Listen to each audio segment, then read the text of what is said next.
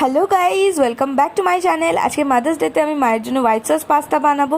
White sauce pasta বানানোর জন্য প্রথমে আমি পাস্তাটাকে ভালো করে সেদ্ধ করে নিলাম। সেদ্ধ করার পর সেদ্ধ করা পাস্তাটাকে আলাদা করে রেখে দিলাম। অন্যদিকে আমি সবজিগুলোকে কেটে নিলাম। এখানে যদি আপনারা চান তাহলে আপনারা অন্যান্য সবজিও অ্যাড করতে পারেন। এরপর সবজিগুলোকে ভালো করে ভেজে নিলাম।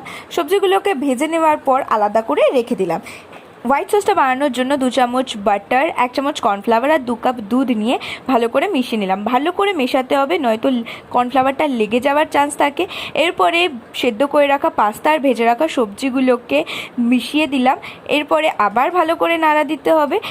কিছুক্ষণ ভালোভাবে নাড়ানোর পরেই হোয়াইট সস পাস্তাটা মোটামুটি রেডি হয়ে যায়। তারপরে চিলি ফ্লেক্স আর অরিগ্যানো দিয়ে সার্ভ করা যায়। আমি এখানে কেকের মতন শেপ করে এটা রেখেছি। এইভাবে আজকে মাদার্স ডেটা আমি সেলিব্রেট করলাম ছোট্ট করে। চলো টাটা।